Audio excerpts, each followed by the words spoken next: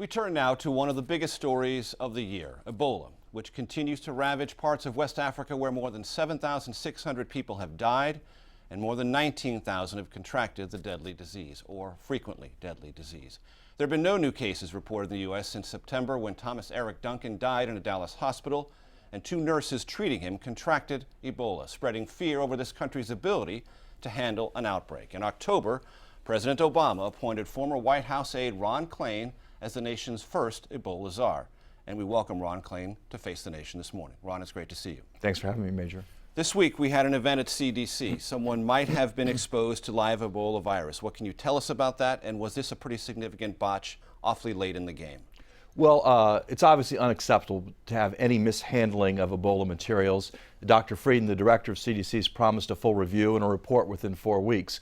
But I also think it's important to keep this in context. First of all, thanks to the other protocols and procedures in place, there was no risk to the public, no risk to the CDC campus generally. Only one technician was exposed. So far, she's showing no signs of having the disease. She's being monitored every day. You know, I visited this lab on the CDC campus in October. They've been studying Ebola there for 20 years without a single incident. They processed more than 10,000 Ebola samples during this current crisis. They've saved thousands of lives. The CDC is a national treasure. People around the world look to us for leadership, for the kind of leadership they provided on the Ebola response. The American people should be very proud of the job that's being done in Atlanta by Dr. Frieden and the team at the CDC. Also this week, the Federal Food and Drug Administration gave emergency approval to a blood test kit.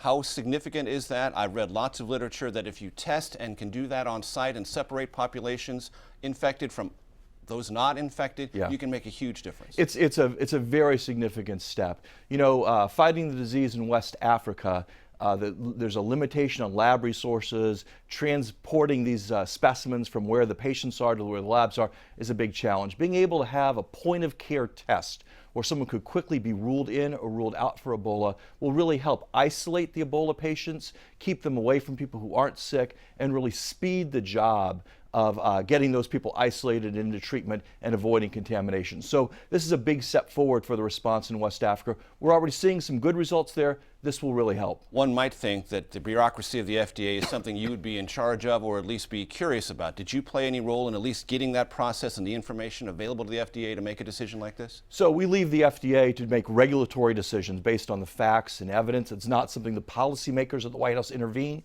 We have, though, impressed upon the FDA the importance of acting safely, carefully, but quickly. They've also approved for widespread testing in Africa, the first ever vaccine to prevent Ebola. That test is going to start in the next 3 to 4 weeks with tens of thousands of people in West Africa getting the vaccine. That's another potentially significant step forward in this fight against the disease. Is this beaten, near beaten, or way from being beaten? Well, I think you have to separate where we are here at home and over in West Africa. Here at home, we've made significant strides to prepare for the occasional case of Ebola that we will see from time to time on our shores. In West Africa, there's a lot of progress in Liberia. We've gone from 50 to 100 new cases a day down to 5 to 10 new cases a day. But there's still a lot of work to be done in Sierra Leone and some troubling signs in Guinea. So I think we're nearing a pivot point in this where the number of new cases overall in West Africa is somewhat stabilized, but this won't be done until we get all the way to zero. It's like a forest fire, a few embers burning, and the thing can reignite at any time. The New England Journal of Medicine brought up academic medical centers here in the United States, urging them to remove roadblocks so people who want to go to West Africa can.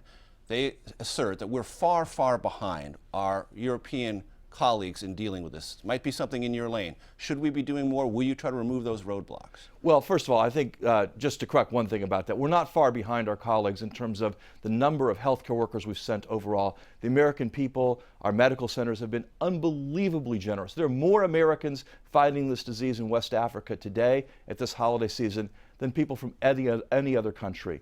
Obviously, for particular medical centers, there are challenges to sparing people for long tours of duty. We work with them every day to try to make that easier. But overall, Major, I would say the generosity of America's healthcare institutions in fighting this disease overseas is unmatched by that of any other country. Ron Klain, White House Ebola czar, thank you very much for joining us on Face the Nation. And we'll be right back.